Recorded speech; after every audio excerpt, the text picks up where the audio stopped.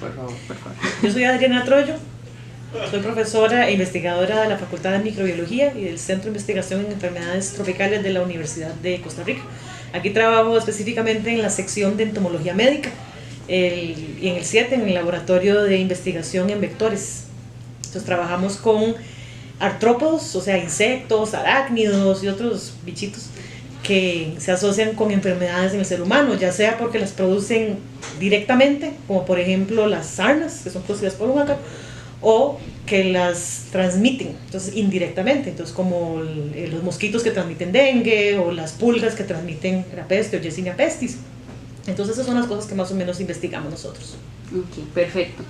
Bueno, empezando las preguntas, ¿desde pequeña usted tuvo interés en la ciencia?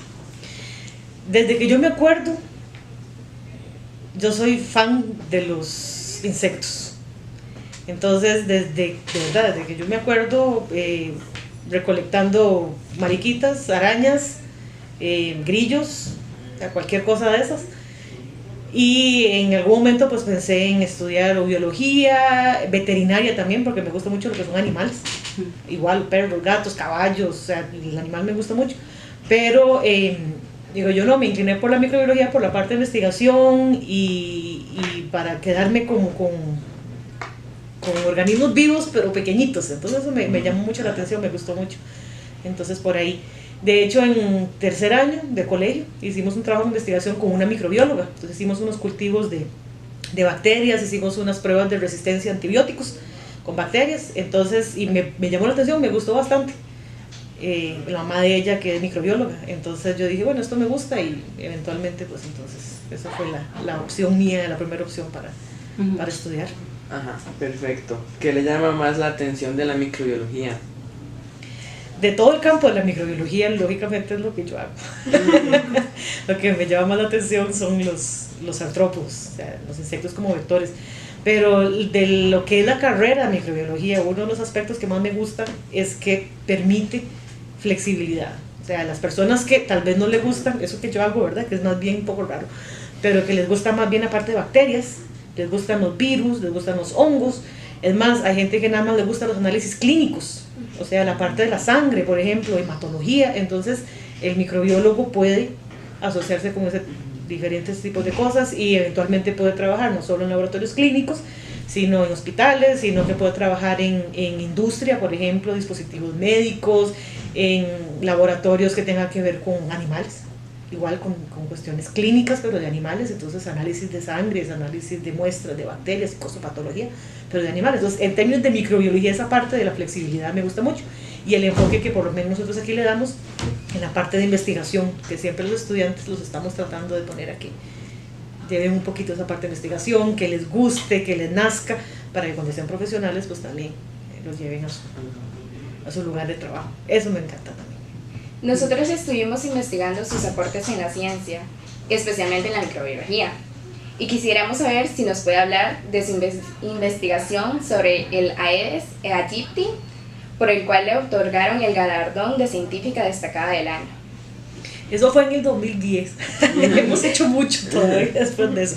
En realidad, como trabajamos con lo que son insectos, además de mosquitos, lógicamente trabajamos otras líneas que nos gustan mucho, son garrapatas, pulgas y riqueces.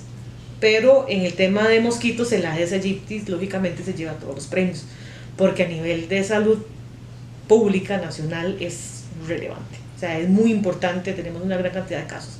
Entonces, ¿qué hemos hecho nosotros con el Aedes aegypti? Bueno, antes de eso, que fue antes del 2010, nosotros empezamos con las investigaciones, y aquí estoy hablando de todo un grupo de investigación en una zona de la Carpio, y luego yo me fui a hacer un doctorado, y a través de ese doctorado en la Universidad de Miami teníamos un proyecto en Costa Rica, en Punta Arenas.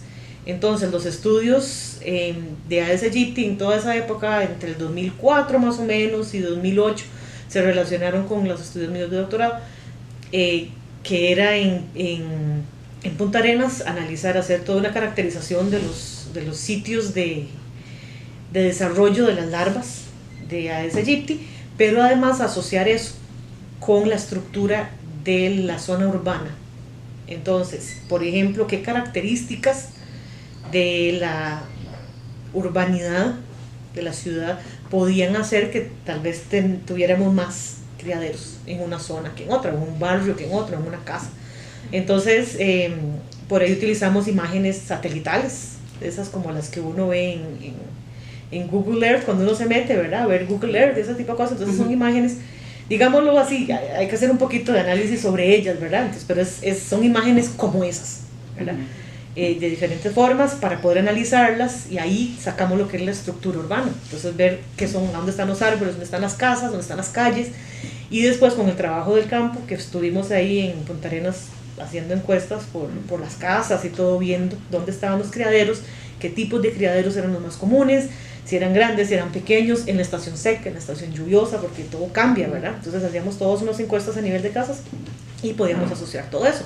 Entonces, como parte de, además de la caracterización de los criaderos, entre los resultados teníamos que sí encontramos una asociación ahí entre lo que eran los criaderos, la presencia de estos criaderos, y las zonas que tenían un poco más de árboles o zonas verdes dentro de la ciudad, ¿verdad? Entonces ahí uno puede pensar en eso, en lo que brinda refugio, zonas más frescas para el mismo mosquito, que así como uno en una zona como Punta Arenas, pues va a estar buscando, ojalá, donde esté un poquito más fresco. Y si uno va a un lugar donde hay unos árboles, y ojalá unos árboles así como de mango, así bien fresquito, se siente fresco.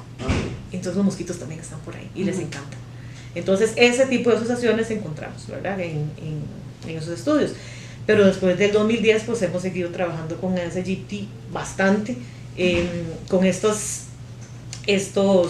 mapas o satelitales trabajamos un poco más, tanto, ahí sí pasamos también a la Carpio de Punta Arenas, y hemos trabajado con Aedes aegypti con resistencia a insecticidas también, entonces con el doctor Olger Calderón, que es coordinando los trabajos de resistencia a insecticidas, pero también que son muy importantes para lo que es el país, ¿verdad?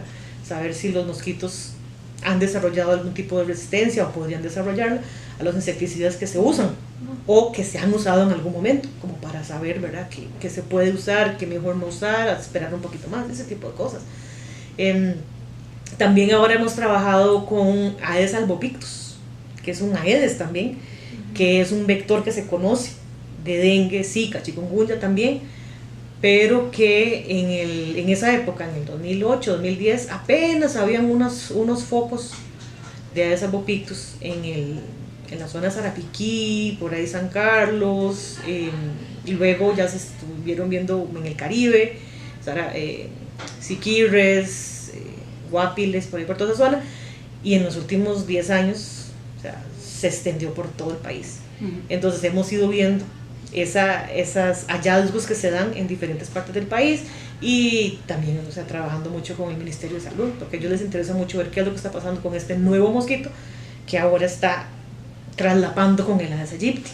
Entonces él pica menos al ser humano, o sea, no, lo pica igual, pero también pica a otros animales. Entonces, como vector y su eficiencia como vector de estos virus, a veces se tiende a decir que es un poco menor, pero es un posible vector. Entonces queremos ver si se puede comportar o se estaría comportando como vector también. Entonces por ahí vemos un poco de lo que es la ecología, el comportamiento de estos vectores, a donde se encuentran, para poder tratar de controlarlos.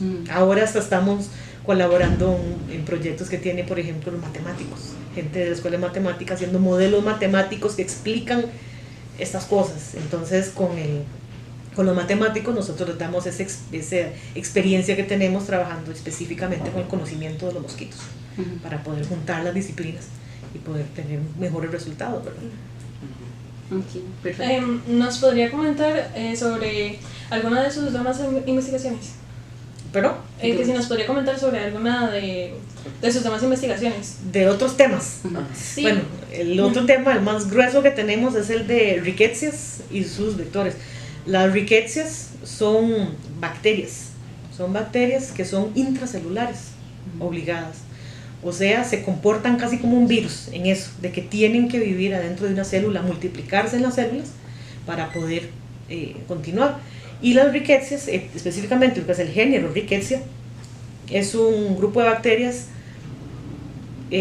donde algunas son patógenos muy importantes, o sea, y que pueden ser muy severos. Por ejemplo, Rickettsia rickettsii causa una enfermedad que se llama la fiebre manchada, de las montañas rocosas. Esta enfermedad puede ser fatal hasta en un 50% de los casos. O sea, una persona se enferma y si no se le da antibiótico, más o menos tiene un 50% de probabilidad de sobrevivir. Muy severa la enfermedad. Aquí hay de esos casos. Son raros, son esporádicos, pero se dan por lo menos unos 2 o 3 casos cada 2 o 3 años. O sea, se dan. Y parece que creemos que puede haber también un subregistro, o sea, que es algo que es raro. Entonces cuando se da un caso de estos severos, a veces no se determina qué fue lo que pasó y la persona tal vez fallece. Y nunca se supo por qué fue exactamente lo que le dio. O se diagnostica como otra cosa, cuando en realidad es esto. Bueno, en fin, estas rickettsias son transmitidas por artrópodos también. Entonces, Rickettsia rickettsii, que les menciono, es transmitida por garrapatas. No son cualquier garrapata, entonces ahí nos centramos en el mundo de las garrapatas. Porque las garrapatas, igual que los mosquitos, son diferentes especies. Entonces las garrapatas de los perros son diferentes a las garrapatas de las vacas, son diferentes a las garrapatas de los caballos, casi siempre. Ahí se puede mezclar un poquito, pero casi siempre son especies que son diferentes. Y las de los animales silvestres también. Entonces las garrapatas que nos afectan a nosotros más, al ser humano, que eventualmente llegan y realmente se nos pegan y todo, casi siempre son de género Amblioma, que no son las más comunes aquí en el país en vacas, ni las de los perros, aunque pueden afectarlos. Pero... ¿Acerca de eso en territorio nacional o fue en más países? Aquí. Eso fue, o sea, lo que fue el tema de mi tesis fue el estudio de Aedes aegypti, los criaderos en Barranca Punta Arenas, prácticamente completo. O sea, todo era todo en Costa Rica. Yo colaboré con algunas otras investigaciones, por ejemplo, en un trabajo que hizo Daniel Impoinville de sistemas de control de vectores de Ministerio de Salud y demás, con un grupo de matemáticos también, que trabajando en general sobre el tema de vectores y la población, transmisión, etc. Pero mi tema de tesis fue exclusivamente Costa Rica. O sea, ni siquiera fue un tema desarrollado en Estados Unidos. Yo me venía aquí, podía estar 1 mes o 2 meses haciendo trabajo de campo. Y luego iba allá y hacía otro tipo de trabajo, ya digamos, informático. ¿Cree que su formación en casa tuvo algún efecto en que usted llegara a ser la científica que soy? ¿En la casa? Sí. Sí, o sea, eso es inevitable. Para bien, en el caso mío, o sea, mis papás siempre apoyando 100%. Yo a veces les cuento, cuando me preguntan, yo les cuento que mis papás nunca me dieron que yo, por ser mujer, no debería estar jugando con arañas, por ejemplo.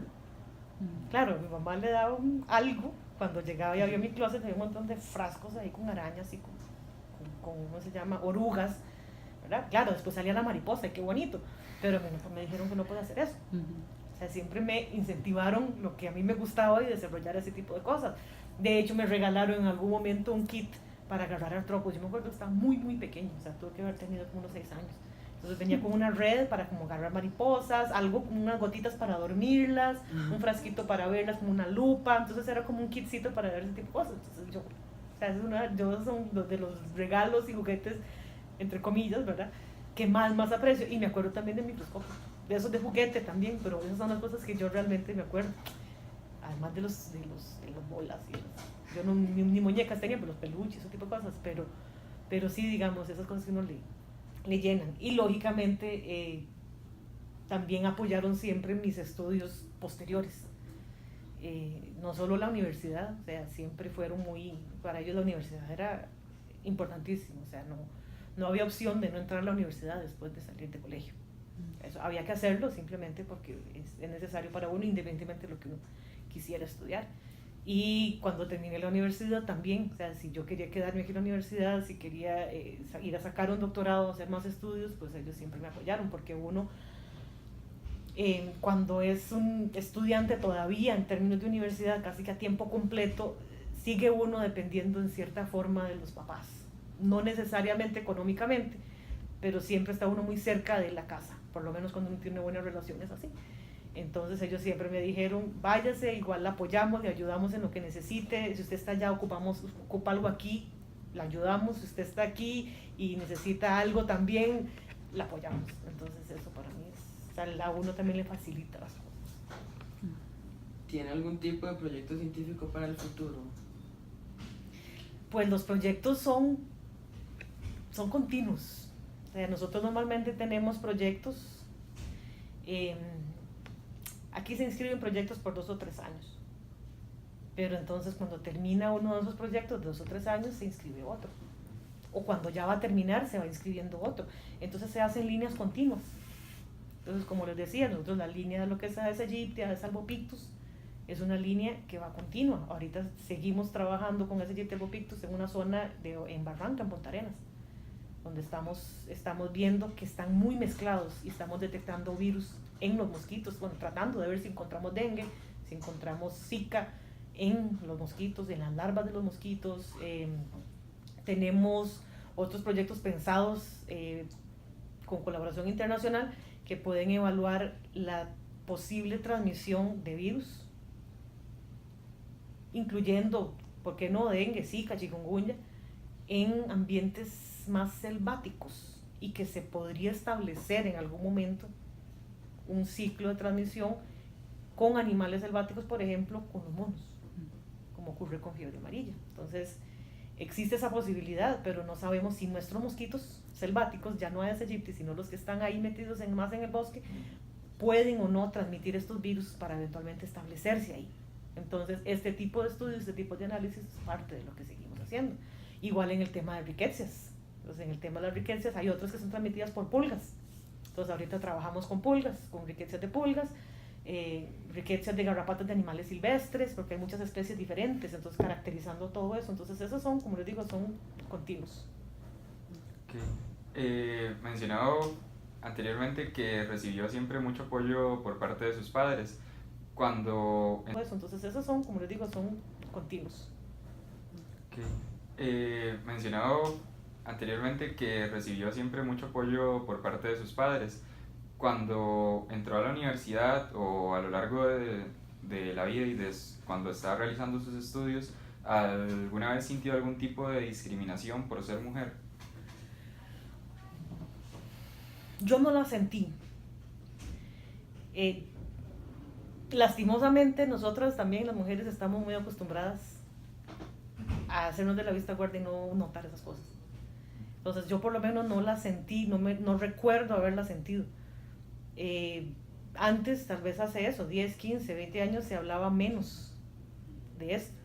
Entonces, pudo haber habido algún tipo de discriminación, pero yo no recuerdo haberme sentido frenada por eso. En mi casa, yo crecí con hombres a la par. O sea, yo tengo 2 hermanos. Bueno, mi mamá siempre me apoyó siempre, pero mis 2 hermanos, yo siempre una lucha constante con ellos. Entonces yo nunca me sentí diferente y nunca me trataron diferente. Y para mí era normal estar jugando fútbol con mis hermanos y con unos amigos, porque en el barrio éramos 6, 8 hombres y 2 mujeres. Entonces, y mis primos también, de la misma edad, eran todos hombres. Entonces, o sea, yo siempre me sentí muy normal dentro de un grupo de hombres. De hecho, yo ahora que uno empieza a pensarlo, digo yo, mira qué interesante, mis tutores, mis mentores, mis miembros de comité de tesis, eran todos hombres. Tuve una profesora mujer que sí fue muy buena conmigo, digamos, muy buena gente y todo, pero no era de mi tesis, ninguna. Aquí sí, en la Facultad de Microbiología, aquí, en la UCR, tenemos muchas mujeres. Entonces, eso nos crea un respaldo, hay un apoyo que siempre sentimos, entonces en realidad no. Sí creo que hace falta un poco en los rangos un poco más altos, en las direcciones. Que cuando son directores, que decanos, como dice, directores de departamentos, los coordinadores de ciertos puestos como de poder, que normalmente sí se genera más por hombres. Pero como les digo, yo discriminación por ser mujer yo la haya sentido, no. En ese momento, digamos, hasta ahora no lo había notado. Más bien noto más cosas de esas ahora. Es interesante. Perfecto. Gracias. Y la última pregunta que tenemos para usted es, ¿qué consejo le podría dar a los jóvenes que quieren introducirse a la ciencia? Tienen que estudiar mucho. Tienen que tener mucha paciencia y ser perseverantes. No dejarse digamos, dejarse botar, digamos, por las cosas, por las adversidades, y quedarse ahí caídos en el piso. Hay que levantarse y hay que levantarse otra vez más. En la ciencia es muy bonito para uno que le gusta, pero también es muy difícil. Y en Costa Rica también les tengo que decir y ser muy realistas, que no hay mucho campo para el desarrollo de la ciencia en este momento, por lo menos. Es restringido, entonces por eso les decía, entonces los mejores, los que se esfuerzan más, los que le ponen más ganas, más esfuerzo, más empeño, son los que normalmente tienen más oportunidades de poder desarrollarse en ese campo. Entonces, entre más esfuerzo uno es mejor. Y buscar de una vez las puertas que se puedan abrir. Entonces, entre más temprano, mejor. No es lo mismo que alguien llegue ya con una maestría o con un doctorado a un lugar y decir, pero es que estoy buscando trabajo de investigador, nadie lo conoce. O sea, ¿verdad? A que alguien ya como estudiante empiece a decir, bueno, a mí me gusta esto, qué bonito, voy a tratar de ayudar en algún proyecto de investigación, a conocer aquí el campo, cómo se desarrolla la investigación en este lugar donde estoy.